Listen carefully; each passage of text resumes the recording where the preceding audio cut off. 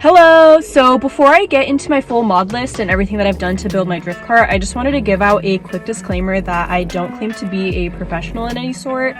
And I know that there's so many better like drift builds out there and like more pro drivers, but I just wanted to give out this I just wanted to put out this video just as a suggestion for other people who are also beginners and want probably to see a beginner like me build a drift car and just to see what I've done. I have some really good advice for things that have worked for me and what hasn't worked for me. So assuming you're also looking for an E36 to get, what I suggest is if you are patient enough, you can probably wait around and get one for a pretty good price. I picked up mine for about 800 bucks at the time. This was last year.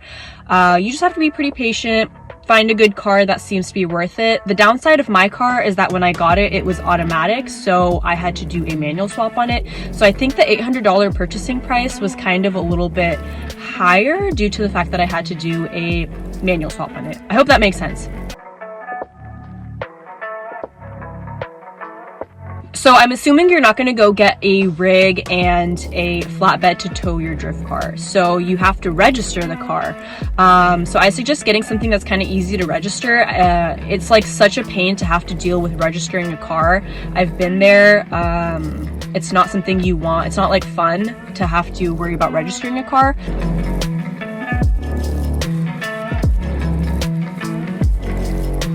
Okay, so the first mod that you're gonna have to get to be able to drift is a welded diff. It should definitely be the first mod that you put on the car.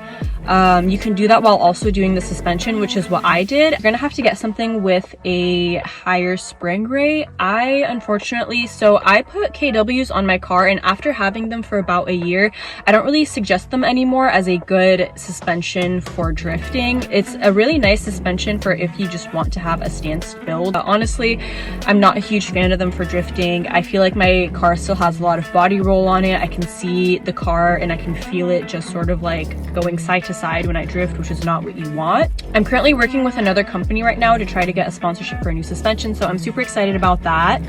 And no, it's not max speeding rods. So the next mod that I suggest to get on an E36 is to upgrade all of your bushings, and I'm talking about basically all of them, like the motor mounts starting off with. I recommend the Condor ones. I got the Condor ones, and then after doing the motor mounts, also doing the trans mounts and the diff bushings, just basically everywhere.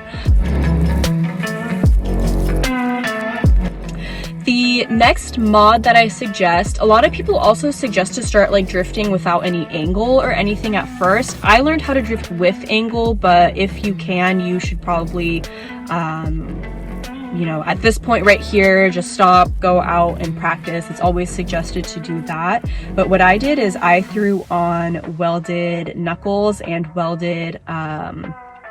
a welded control arm for camber. If you have the extra money, I highly suggest getting the SLR kit. I've heard so many good things about it, but for me right now, the welded knuckles and the welded control arm works completely fine.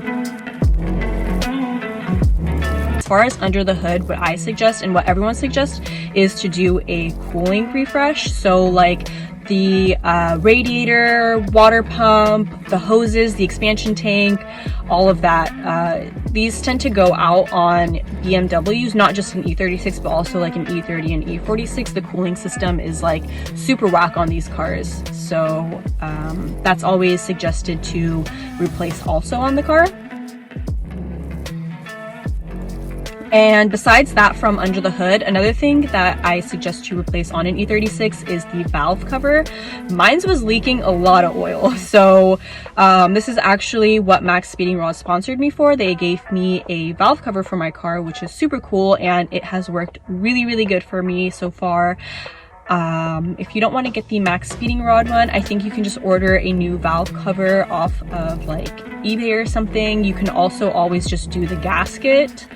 So yeah, if your valve cover isn't leaking oil, which is going to be really rare and surprising, especially on an E36, then don't even worry about it. You don't even have to touch it.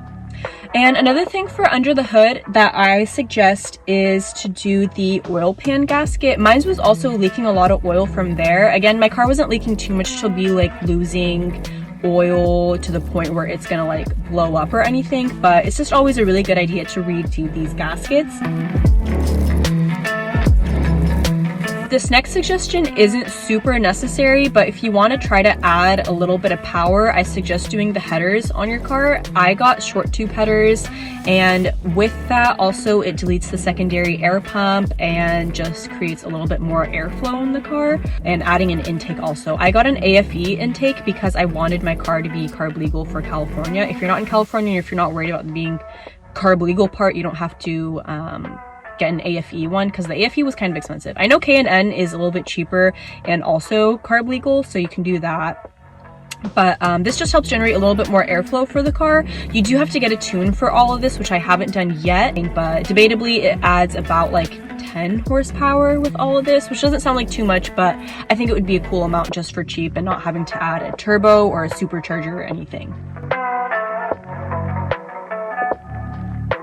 So one of the last things that I suggest in a drift build is to get a bucket seat and harness, and these help out so much with like, you'll notice the difference when you're driving like in a regular seat. You start sliding around a bunch in the seat, which you don't want to be doing. You're like constantly like adjusting the way that you're sitting, and it makes a world of a difference if you're sitting in a bucket seat. And if you run a bucket seat, you also have to run a harness and a harness bar.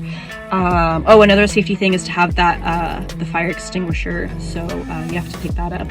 And another thing is the steering wheel. It helps you grip the wheel a little bit better with when it's not the stock one or the stock steering wheel. I don't know, it was just like really difficult.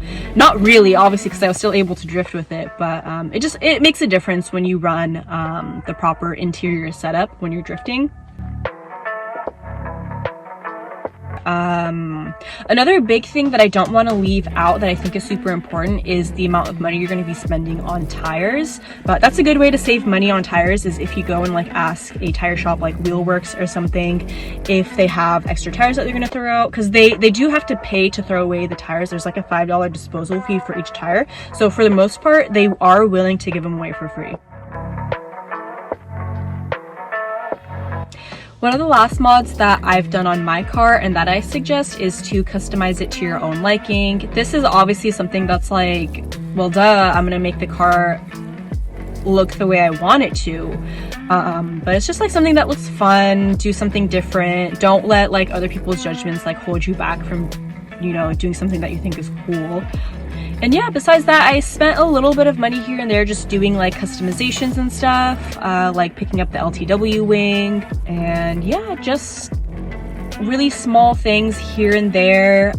So I think this concludes just like a brief summary of what I've done to my car and what I suggest for other e36 owners out there who are beginners also in trying to do a drift build. And yeah, if you have any other suggestions for me, you can comment them down below. I'm always willing to grow and become a better person. You can let me know if you think one of my suggestions was really bad. I don't take anything as hate. I always take everything as constructive criticism, so you can let me know. Or if you also agree with something, you can let me know also. That would be really great. So yeah, thank you so much for watching. If you want to see me do another type of video, you can also suggest that. And I think that's it for now. Thank you for watching. Bye.